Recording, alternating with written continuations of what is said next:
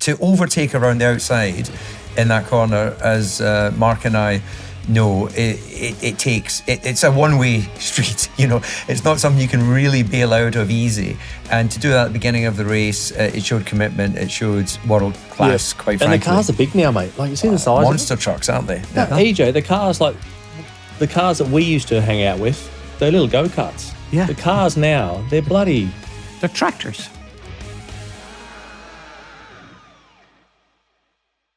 Hello and welcome to Formula for Success. I'm David Coulthard, and joining me is a man who is fortunately still above ground. It's Eddie Jordan. Yeah, that's me. Poor old.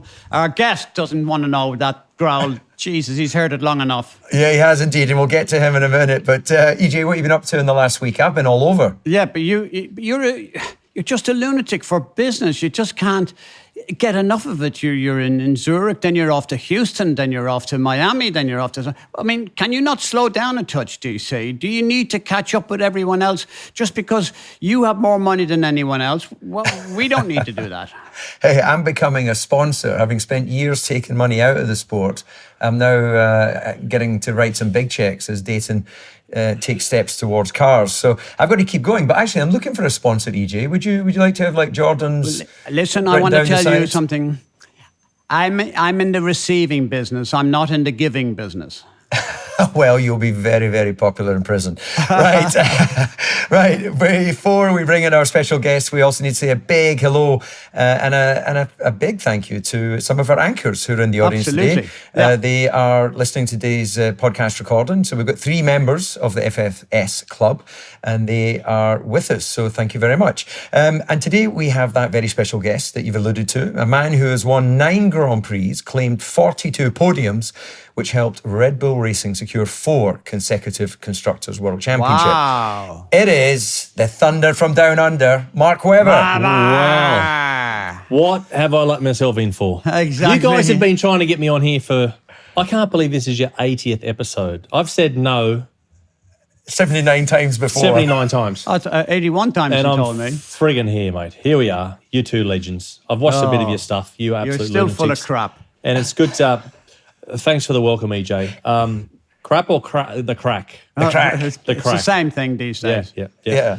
But yeah, no, good to be with you guys. What are we talking about? Yeah, well, what we're going to do here, Mark, in this particular episode, a little short, sharp review of the Italian Grand Prix. Yep. Now, you're perfect to help us talk through that for 2 Shocking reasons. timing for me. Awesome timing for you guys. Absolutely. Yeah, perfect. This was not agreed before 4 weeks ago. Yeah, Here we are. Exactly. So let me just explain to our listeners then. Mark Webber, as well as being a former Grand Prix winning race driver who has thrashed it around the Temple of Speed, Monza, many, many times, he is also, along with his lovely wife, Anne, the manager of Oscar Piastri. So he is a little bit nervous for what Eddie's got lined up as we get into reviewing what was, if I can just start, I think it was the perfect Hollywood Grand Prix.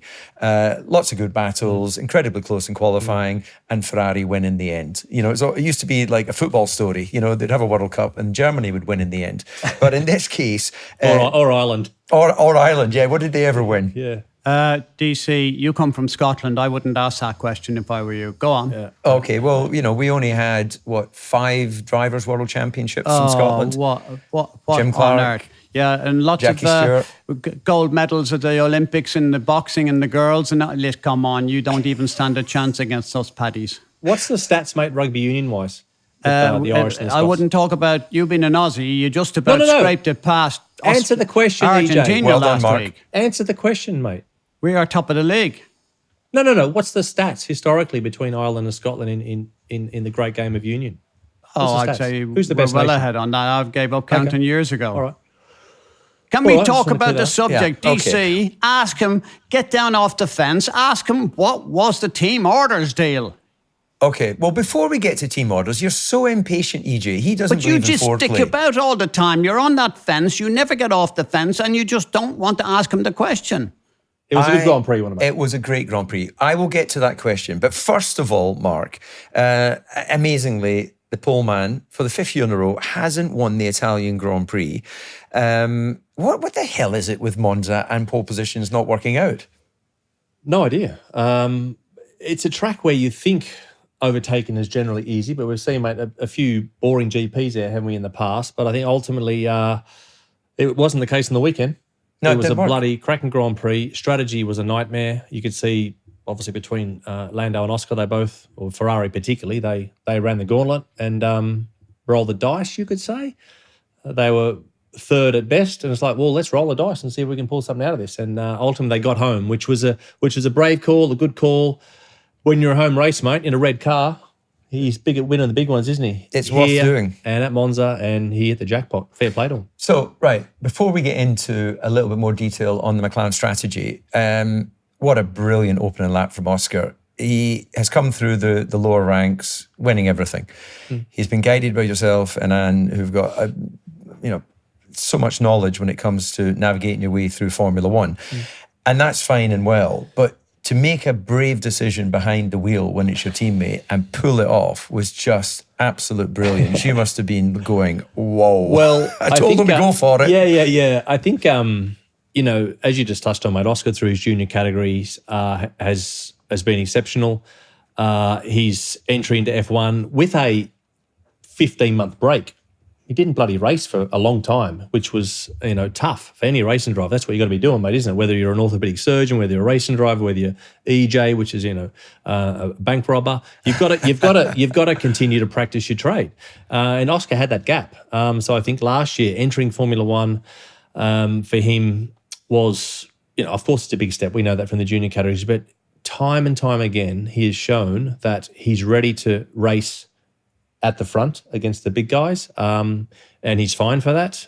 Respectful, hard, clean, and we saw again that in the weekend with turn 4 at Monza, which is, mate, to get through there and be absolutely brilliant on the brakes and get the move done as well as he did with another feather in his cap. So you've been following him, sorry EJ, but you've been following him all the way through the ranks. I haven't actually seen that much of his racing in the lower formula.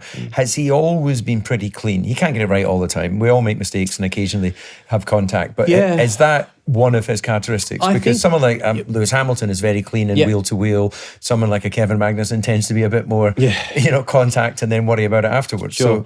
So I heard that about Lewis in karting, that he was just always hard but fair. And I believe, I'm not putting Oscar in Lewis's category, but obviously he's got to earn that. Here's Lewis with whatever, over 100 GP wins. Oscar's just on the start of his journey. But ultimately, at the moment, it looks like through his junior categories and DC and EJ, you know this as a guy that hated paying for damage, EJ, the repair bill for his way of racing week in, week out, his damage bill is incredibly low.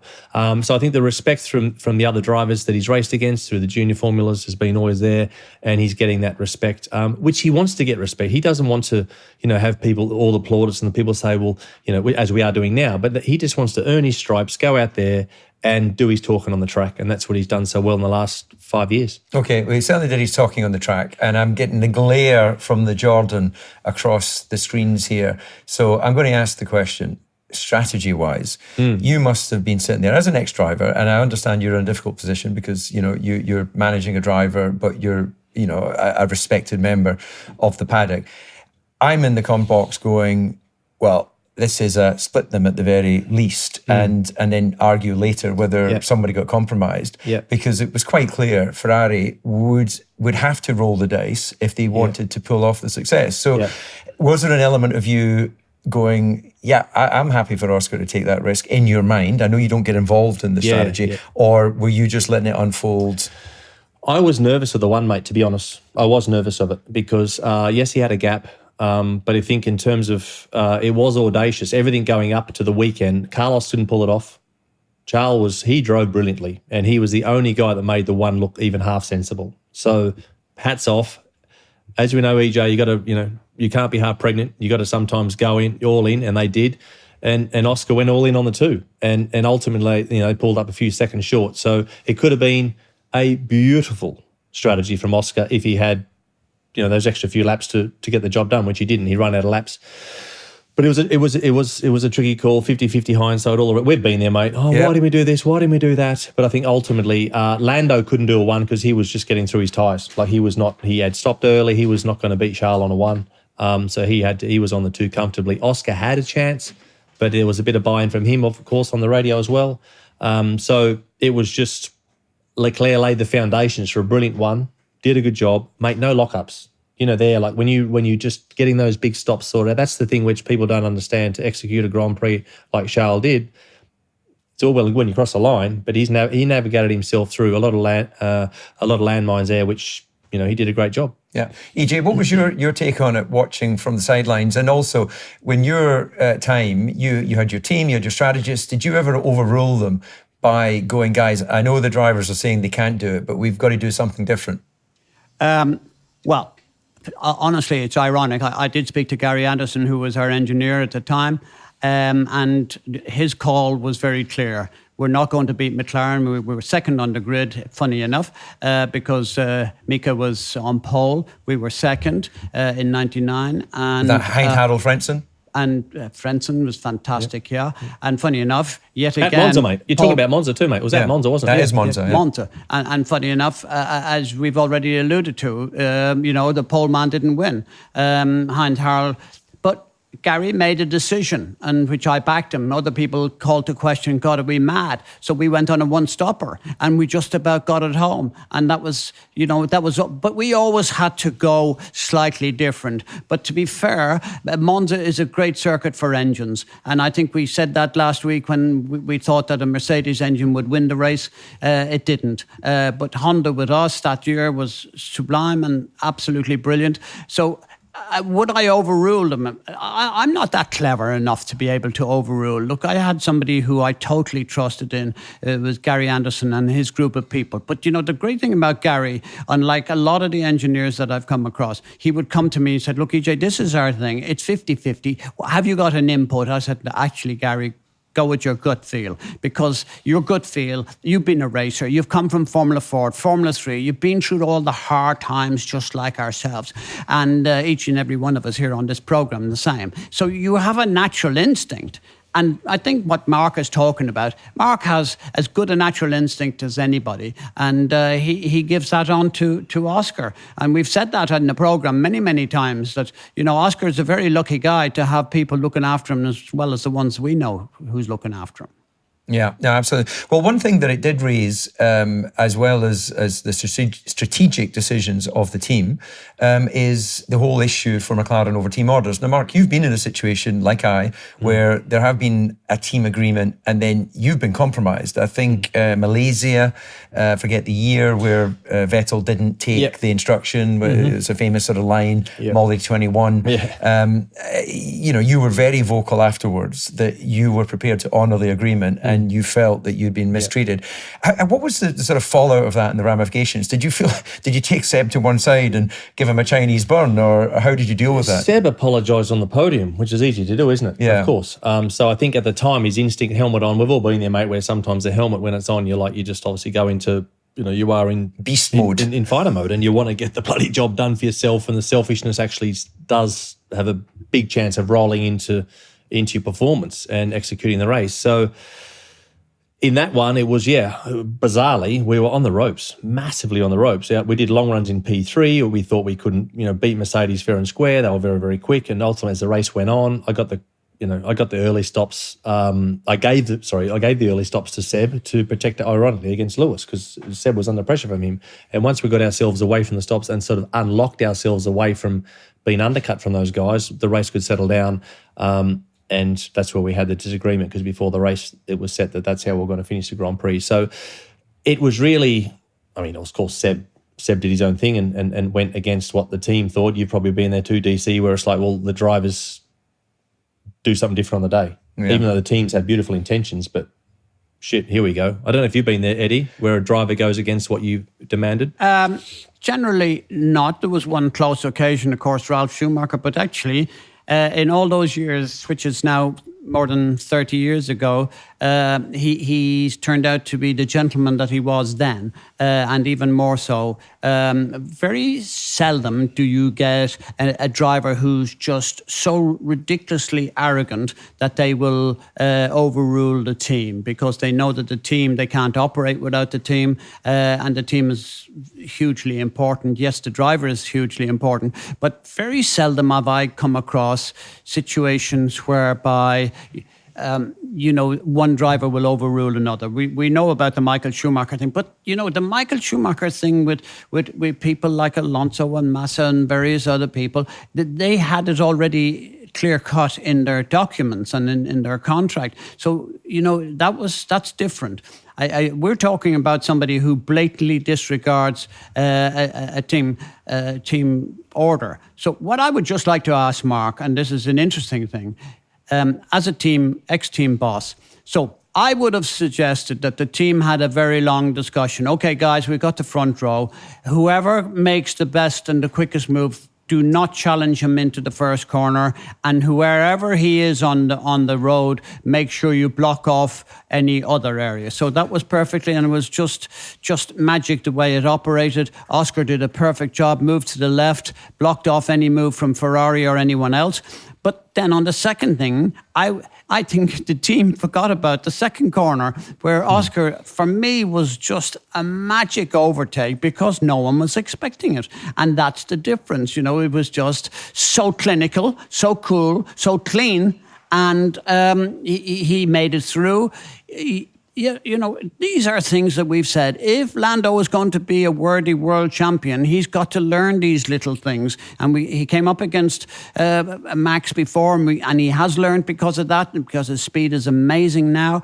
But he learned something in Monza, and he'll always remember Monza because his teammate outfoxed him. That's it. In my book, Oscar was magic.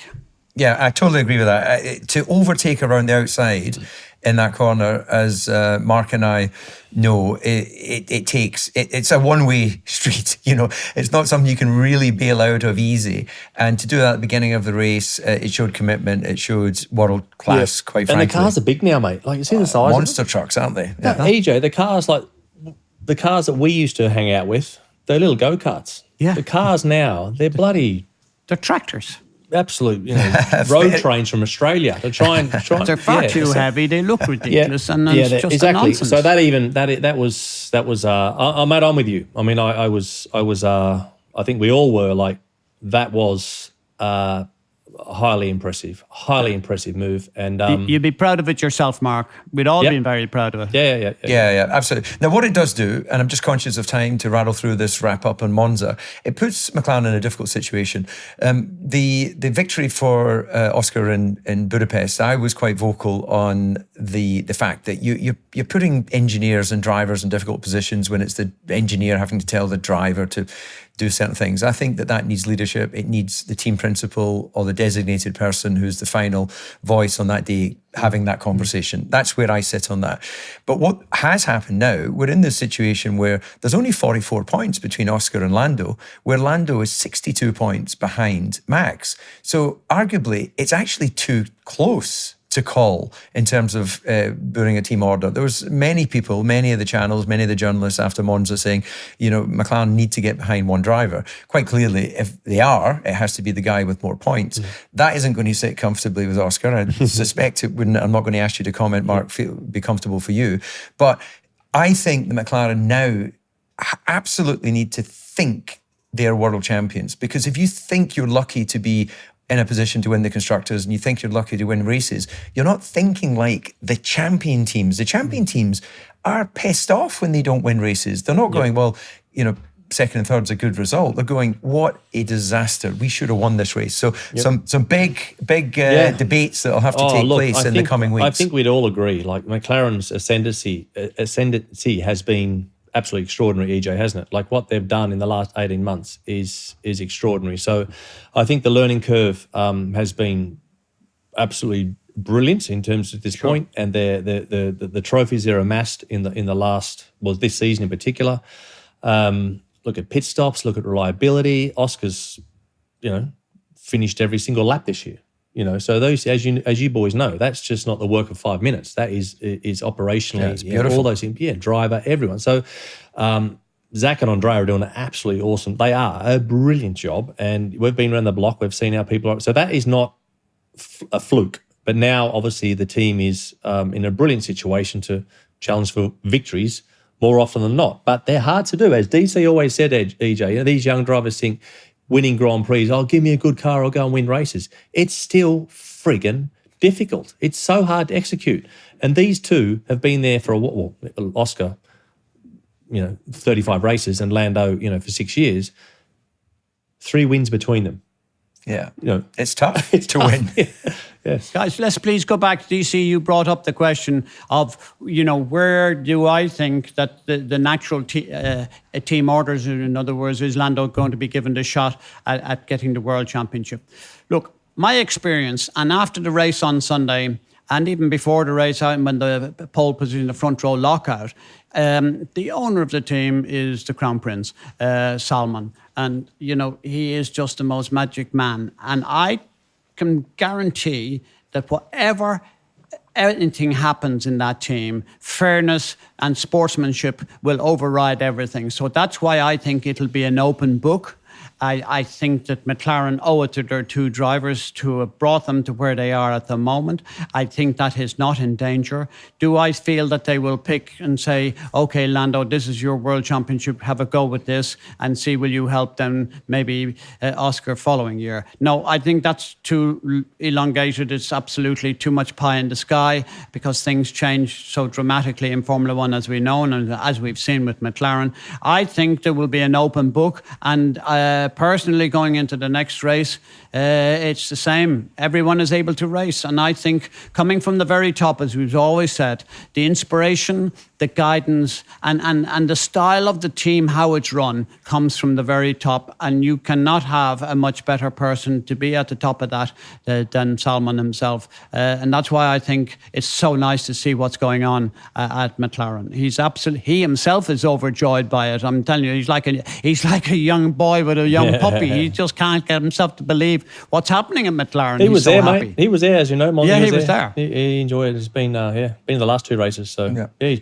well said, EJ. And I think that actually gives us some guidance as to what will be explained as we get into the closing part of this season. And I think it's something that McLaren can be upfront about. And that's one of the other key things, actually. If you look at Christian, you look at Toto, the 2 team principals that have been doing the lion's share of the World Championship winning over the last decade, they're actually very upfront and very open with what's going on. And that is a strategy that serves you well with the media. When you're a wee bit closed and then try and explain afterwards, people get the screwdriver in there, don't they, and try and prise the gap open. So everyone's learning what it is to win again at McLaren. Yeah, you're right, man. You've had so much success there yourself, mate, over those successful years you were there. So I think that, they will be analysing, working out how they're going to go forward. But I think EJ probably not far from what they're thinking. Who knows? Let's see what it's up to the team. And but they've got 2. What a driver lineup, EJ. Yeah, look, you dream of something. So anyone, Mark, me long enough now, that I'm one of these people who like to give young drivers a chance. And there was a bottleneck for a while, and now suddenly there's a lot of things happening, and we must get on to Mick Doohan's son, and that's remarkable. And another Aussie up there. Well done, by the way, Mark, on that, because that's fantastic. And by the way, Mick Doohan is pissed off that you guys won't turn up for a pint with him tonight. But then I've got to go working. I've got to go working. Yeah, right. Let's You're not a pair talk of about old pints. tarts. That's what you are. A pair of old tarts. Look at the 2 of you there. Love nested. Anyway, so there's a lot of exciting things happening in Formula One. It's not about the young drivers. It's not about this, that, and the other. It's the excitement on the track. My God, we've been dealt with a year that I cannot remember anything like this in the past. It's been absolutely great. Right, I want to just sort of rapid fire through a few other things on my list here. And we've touched on how you've supported young drivers. I think that was a very good debut for Franco Colapinto at Williams. He's replaced Logan Sargent. EJ, maybe a quick one from you on the difficulty. Sorry for Logan, but unfortunately just too many crashes. And, as Mark has famously said, Formula One isn't a finishing school. It's where you have to come and deliver. So your thoughts on Williams' decision there? They had to. They had to, just in the same way as I think that Red Bull faked it. They should have made a decision, and it will come back to bite them, because I now believe they won't win the Constructors' Championship, having looked at dead cert. But that's the way you rule the dice, and that's it. For me, Colapinto was, I thought he was very good. And having said that, we always said that I thought the pressure of Mercedes would be too much for Kimi and his debut and his first run and it turned out that's the way it was. He spun out and he caused a lot of damage to the car. I still believe that there's a place for Kimi, but it's not in Mercedes. That's the point I'm trying to make. I don't care how quick he is. He should be placed somewhere that will give Toto and his team the chance to learn for a year and come up that way. So that's my view on it. Okay, so you're basically saying then that you think it's too early to be putting that sort of pressure on Antonelli. I guess the counter to that would be, well, Max at 17 was in a Toro Rosso, but I guess you could argue that was slightly left perfect. field. That's perfect. Yeah. That's exactly what should happen. Max was in Toro Rosso. Kimi Antonelli should be in Williams or somewhere else where Toto can place him. It's what we've been saying for ages. He learned. Remember what Bernie Eccleston always used to say when you go looking for money or you go looking for anything you like, and he says, earn the right. That's all he'd say. Earn the right to ask. And so at the moment, I don't see how Antonelli has earned the right. Not yet. Okay. Doesn't give me that factor of total belief. I'm sorry, guys. Okay, well, I started with Williams, which was a top team, but I'd been testing for 3 years, so I really was integrated with the team. But I was still totally naive. I was still making silly mistakes in my second, what was my first full year. Mark, you started at Minardi. Yeah. You definitely feel that was a good finishing school before you then got the big opportunity with Williams. Mate. But also I did sports car racing before that. So I was exposed to tyre development. I was exposed to engine departments. I was exposed to, working with different team. Cultural, obviously it was Mercedes at the time, heavily German influence. So as a young driver, when you come through to be thrust into the Formula One environment, which, there's an immense amount of personnel you have to deal with. You have to learn leadership, learn body language, learn that you are here for a reason and get the job done. And I think that in these one-make junior categories, they're great, but I was blessed, EJ, as you saw with Michael Schumacher, a complete, absolute frigging legend of our sport. He did some sports car stuff too, and I think that was a nice burden to have. Exactly. And you work with the manufacturer, as DC did so well. You didn't work with the manufacturer, mate, but you worked with the equivalent, which was bloody Jackie Stewart, in terms of actually professionalism and conscientiousness and all those sort of things, which make you professional beyond your years, and that's really important. Earn the right.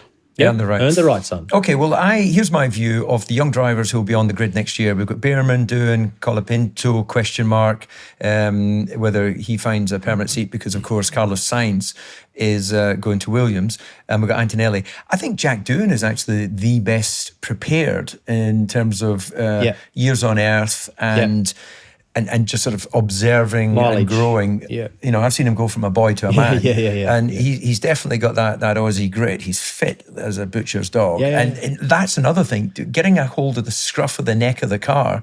To me, the Antonelli spin, I've got no issue somebody trying hard and making a mistake. And when I joined Williams, you know what Frank Williams is like. Yeah. He never was pissed off if you crashed the car trying. He was pissed off if it was a sloppy mistake. Yeah. And I actually think for Kimi, it wasn't, I think he just was a bit slow in his reaction, because we've seen many people have mistakes at Parabolica. He just didn't grab the scruff of the neck. Yeah.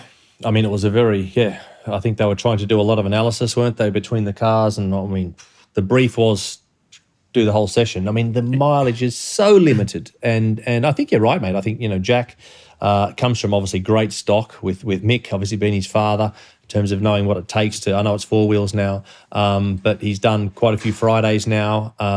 He's done some good mileage behind the scenes. So I think that Alpine have actually, dare I say it, developed him very well in terms of, obviously that role came with Jack, obviously with Oscar leaving in many ways. So I think Jack's in a really good spot, come in and do a great job against Gasly. But the other, Behrman, Haas, I mean, I don't like that team for me. Like that's, in terms of an EJ, an Andreas Stella, like these people, even Christian and Toto, like they're racers. You need that.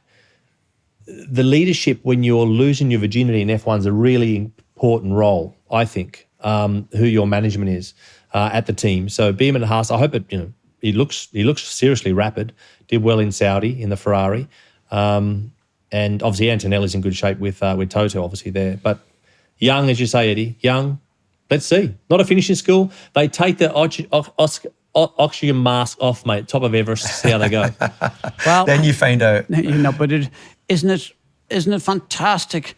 Instead of whinging about no entry, no possibility, my next little whinge will be, why are there not some new teams? But leaving that to one side, we finally got one part of the action over, and that is, please make a gateway open for real talent to emerge. And look, had we not done that, and for example, Mark, in your case, Oscar, what a revelation. I mean, not that long ago, I think DC and I had a little bit of a discussion about where I thought that Oscar was going to go. And long before he ever won a race, I feel, and I still feel, I'm now even more convinced that, look, if I could get a proper bet on him for the World Championship next year, I'd have a go at that, because that's where I think, how strongly I think, and Thanks, I mate. don't spend money stupidly, hopefully, anyway, not yet, but that's where I just think he's mustard. I absolutely love the guy. Yeah, and it's going to throw open a big challenge for McLaren, because when you get two number one drivers, and Oscar will then have a couple of years of race experience under his belt, it's a different gig. You can get along as teammates, but as Mark well knows, there's a certain point where you're going to be arguing over the same piece of tarmac, and then that isn't a team instruction. That is a who wants it more badly. So we'll watch that with interest. Now, two other quick things, guys, before we wrap up this episode. Red Bull, Max Verstappen, 37 seconds from the winner. They're in a difficult place right now. You've got to believe in the class of the organisation. Lots of people going, it's because Adrian Newey's left and all this sort of stuff. But, the performance was starting to slip before that. It's clearly they've gone down a development route that hasn't paid off. Yeah, I mean, you were talking about gambling, EJ. You would have lost a lot of money on that, wouldn't you? Like, you would have thought that they were just like such a That was a slam dunk, wasn't it? A well-oiled machine. Max has carried that team, for a while now. This season, we've seen Barcelona, we've seen Silverstone, by the way, Imola. Lewis Hamilton's win at Silverstone was absolutely extraordinary, but Max's second place there was top draw. We've seen some very, very, very special drives from Max, without Max, that car at times, obviously, as he's called it himself, in his own words, has turned into a monster. Let's see, and it's just the fine gains, mate. They get a little bit back. You just don't know. Let's see. They can. It can change. So. But we didn't see who saw that coming. That dip in form has been first of very, all, very let's big. say you guys are team bosses. What's the first thing you would do? You say, okay, guys, now enough of the crap. We need to see facts. Right, all you engineers come into the boardroom. We're going to have a heart-to-heart here, exactly where we are. What was the setup that we had at the beginning of the season? What was the setup when we were winning races by 15 seconds and this and that and the other, and we were cruising? What has changed? Show me the upgrades, because sure as heaven, those upgrades have not worked. You're fooling yourself. You're trying to believe in a wind tunnel that's obviously giving you miscalculations. Let's go back to where we were and start from there and make sure nothing gets changed until we can categorically guarantee that it's quicker. Now, I'm sorry, but that's the way I feel about it. It's now catastrophic. Christian Horner has a massive job on his hands, because he has to take out the big stick and start cracking it. Honestly, because, we were all slagging off Perez. But maybe Perez and that car, that's the speed of the car. And what Max is doing is what Max is able to do. And beyond any doubt, he's the best driver in Formula One, beyond any doubt, in my opinion. at this moment in time. And so therefore, to finish 5th and 4th and 6th or whatever it is, Jesus, it must be killing him at this stage. Yeah, well, EJ, look, I think you're complicit. You got in the ear of your buddy Adrian Newey over the winter. You said, I can manage you and earn you a fortune somewhere else. Leave Red Bull. You're actually the catalyst for this downfall. No, that's bollocks. He was out of there all... Come on, save me here, Mark. Billions. You've cost them billions, EJ. Billions. Oh, I love you two. I knew it would be a gang up. This is the You've cost them Suicide Squad. billions. Suicide Squad, indeed. Right, one quickie. Kevin Magnuson, we're given a one race ban because accumulation of Was that? points. I didn't. Yeah. Was that? Yeah, apparently. No. But did you? No, I don't think. Fits the crime? I don't think that the points were correct in Okay. Monza. I think that Kevin is his own worst enemy, and that because he's such a sort of Viking, gets stuck in. Brilliant to watch when it's working. When it doesn't work, it can be resulting in incidents and accidents. I don't feel that he should be on a race ban, but what it does do is throw open an opportunity for someone else. Well, yeah. It's your man Beeman, isn't it? What's happening is they want to penalise somebody like Kevin, but the people that they're actually penalising is the team. Because they've got to go out, do a test, they've got to find a driver, they've got to, it's just uncomfortable. I've been in this situation too many times. Eddie Irvine got a 3-race ban in AIDA all those years ago when he got a 1-race ban and Max didn't like the cut of him and increased it to 3. There's just no logic to some of this, and it doesn't work. I'm against it. I'm a big believer in Kevin. I was a great fan of his dad, Jan, who I still love and keep in contact with. But, the situation, he's a fighter. I actually enjoy watching, Magnuson, because he gets on and he has a crack at it. And of all of those drivers in that little rut at the back of the grid, all fighting for their own possession, I look to see where Kevin is, because I think he's always in the mix. He's always fighting for a chance. And, I enjoy him as a racing driver, I have to say. Well, I guess it's an opportunity for Bearman to get in there and get some more experience ahead of next year. Well, gents, I'm going to take this to our FFS club members, or AKA the Massive Anchors. And we've got a question here from Ewan. So let me just get this one from my telephone here. And Ewan is saying, if McLaren has a competitive car from the start of next year, do you think Oscar can beat Lando or at least challenge him for the championship? Now, I'm going to say yes. I think they can both rattle it out to the championship. But I do think that Lando will need to get those final little rough edges. And he's not rough. He's so kind and gentle, but he needs to get his elbows out a little bit more. And Oscar, well, he is... To me, he's like a silent assassin. He's so gentle and quiet out of the car. But then you put him in the car, geez, he could be a hitman. I'm not answering that one, because silent assassin, that came from you, Coulthard, and you got me into trouble with Christian Horner over the same situation, you bastard. And you still have never apologised for it. And you're still taking pleasure out of the fact that I'm suffering pain here. But anyway... Look, we don't need to talk about Oscar for next year. I've said my piece. That's where I stand. I'm a betting man. I love a little gamble, and my money is on him. Okay, right. Then just a correction. I said Ewan. It's Irish written, the spelling, and it's pronounced Owen. So sorry, Owen, you're listening to us. So here's one then for Mark. He wants to know, was it frightening to fly a Mercedes car? That was at Le Mans. Yeah, What year was that? 1999, Le Mans. Absolutely, mate. Yeah, it was... far from ideal when you're going down Mulsanne Straight and the thing does take off. But the difference is you're not in BA out of Heathrow. You're actually on the racing track. So it all went pretty quiet. And it is nerve-wracking. I was lucky enough to walk away from it. The impact was pretty handy. But a lot goes through your mind. And as you guys know, as racing drivers, EJ, believe it or not, did race, and he was a weapon. EJ was quick in Mark, Formula 3. Can you be quiet, please? We don't need any more recollections of those times. He was rapid. And but when it starts to go wrong, time does slow down. Eerily slows down. And that's what I went through. It was a very eerie... the frame rate was very, very slow, and I had a lot of time to consider lots of different things. I just didn't want any pain. I just thought, look, just turn the lights out. I don't really want to be suffering too much here. If tonight's the night, it is the night. And it turned out it wasn't the night, mate. Well, And we're very Valencia, happy. we'll talk about Very Valencia happy in the for next that. show then, Mark. Yeah. Yeah, Right, mate. we will indeed. Right, I think that's all we have time for on the Monza Grand Prix. It's so exciting to see F1 in a good place where there's loads of competition and plenty up for grabs as we head into the final 8 races. I think you'll agree, guys. Yeah. We'd like to thank our amazing guest, Mark Webber, for coming on the show, but this won't be the last time we have him on FFS, as we'll do another episode which looks back on his incredible motor racing career. Remember, you can get in touch with us on social media at F1 for Success and send your questions into ffs@whisper.tv. So please also follow us wherever you get your podcasts. And if you love hearing EJ's voice, which I'm at my limit of, then join the FFS Club for bonus episodes, sneak previews, and your chance to join one of our future recordings.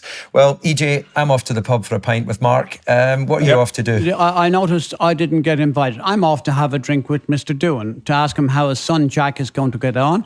And I'm in a happier place because DC... just the image of that helmet of yours with your name scribbled on the bottom of it, it's a pain in the ass. So bye-bye and Bye-bye, EJ. Thank you, Mark. Thanks, guys.